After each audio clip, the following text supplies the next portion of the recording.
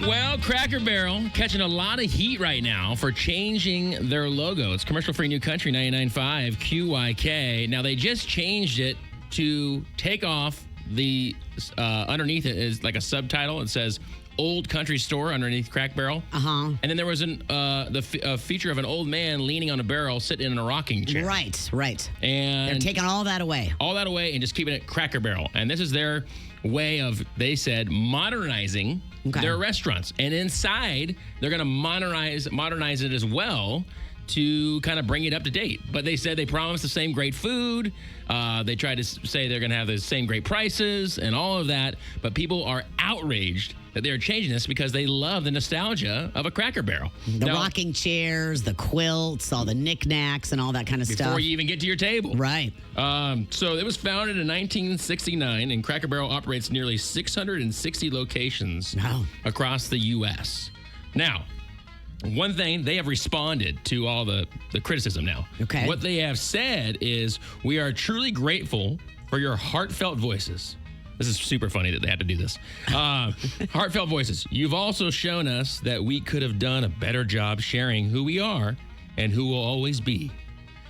We know we won't always get everything right the first time, but we'll keep testing, learning, and listening to our guests and employees.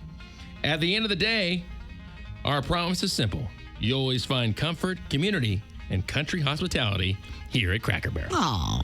So, they had to respond. So now let me just tell you, now market value, okay, because obviously a publicly traded company. Market value they lost because of this change, or since this change, I should say.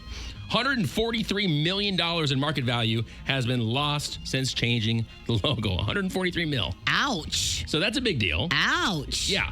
And wow, there's a lot of people that don't like that. Don't like it at all. They want to preserve what they have. Or what they had, I guess. But, you know, the person I'm feeling most bad for is Uncle Herschel. And that is the guy that you saw on the logo. Oh, I guess the old man. Well, don't say that too loud because we actually have him on the phone right now. Uncle Herschel, you there? Oh, I'm here. Okay, well, it's good to have you on the phone. Now, these are some big changes going over at Cracker Barrel, and they call you, affectionately, they call you the old-timer, which is awesome, and you are kind of the representative of Cracker Barrel, maybe the mascot of Cracker Barrel. I mean, how's it been for this many years? I mean, you guys were founded in 1969. It must have been a thrill to be this guy on the logo. I'm the iconic symbol of Cracker Barrel. It's a dream come true, and, you know, it's all come crumbling down in the last week. Not too happy about it, but I am considering an offer from Bob Evans at the current moment. Bob Evans called you? Bob Evans called me, and I'm highly considering it. But I was with Cracker Barrel for so long, I don't know what to do. I love Cracker Barrel. Well, Bob Evans, their offer is pretty good. Really? Okay. Well, that's interesting. Well, hey, you gotta do what you gotta do. I understand you love working and you want to continue this. Now, was this a shock to you when this first came down? Was this surprising? Did you hear any mumblings about this before it happened? I didn't. The rocking chair was pulled completely out from under me. Really? I hate to laugh, but I mean, geez, man. That is horrible. That's those iconic rocking chairs. You've sat in them when you've gone there. Yeah. People have bought them, and it's no more for me, and it's pretty sad. Now, did they send you away with any kind of severance? Like, did you get to keep the rocking chair or the barrel that you were leaning on? Oh, the barrel, yeah. You were leaning on anything like that at all? I got a plate of pancakes, but they're delicious. Look at him. Still promoting for Cracker Barrel. Wow. What a pro. Yeah. Unbelievable. Well, we're sure going to miss you. Yeah, Uncle Herschel, man. We're excited about what you're doing next. Will you keep us posted on everything? I will. Maybe you'll see me at Bob Evans. I'm not sure yet. All right. Uncle Herschel, everybody. Give it up for him. Thank you for your service, my friend. Thank you for everything. Thank you.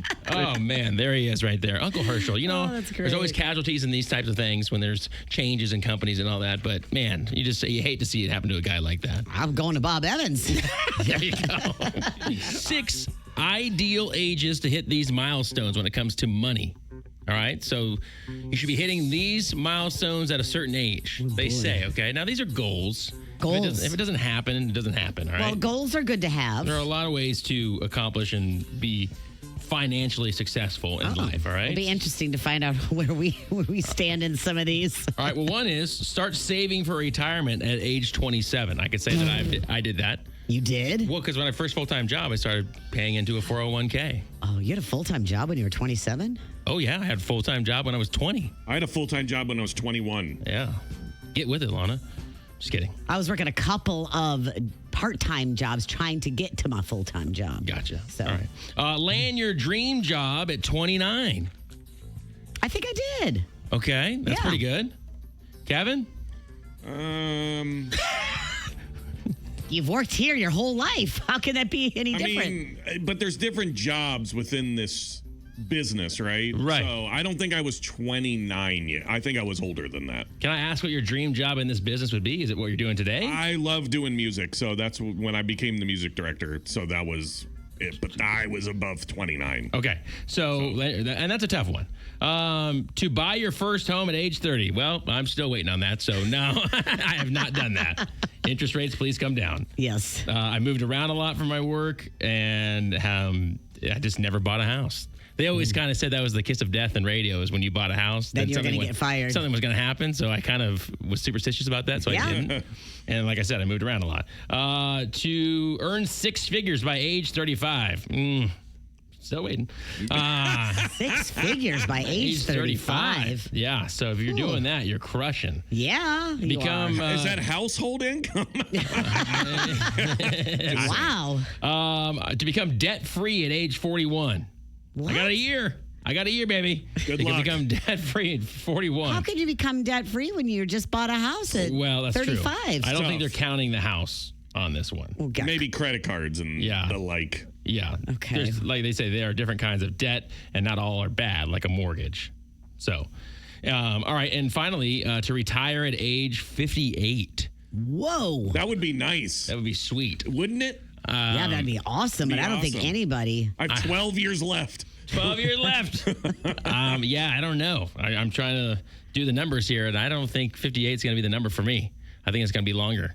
Yeah, I don't think that's really going to be the number for anybody these days. Yeah, it's tough. I agree.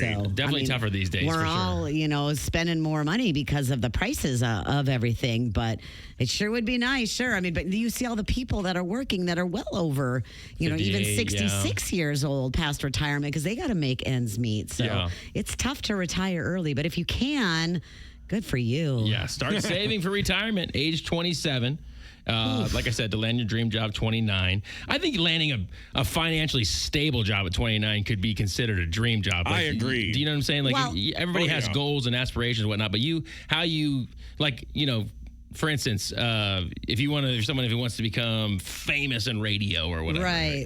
whatever, there's different levels of that. You Right. know what I'm saying? If you can make a living in this business, you've accomplished something. Right. And you're doing something fun, and it's something that you got into because you thought it was going to be a dream job and whatever. So Right, I that's- think if you're financially stable in a job that you love, that could be a dream job. Well, and like for myself, I just wanted to work at one of the biggest rock stations, and I did that at 29, but There I you was go. making $8.50 an hour. But you were still at But that I was at my station? dream job. There you go. So it didn't Well, they matter. said land it. They didn't say it had to be full time. They said Right. full time.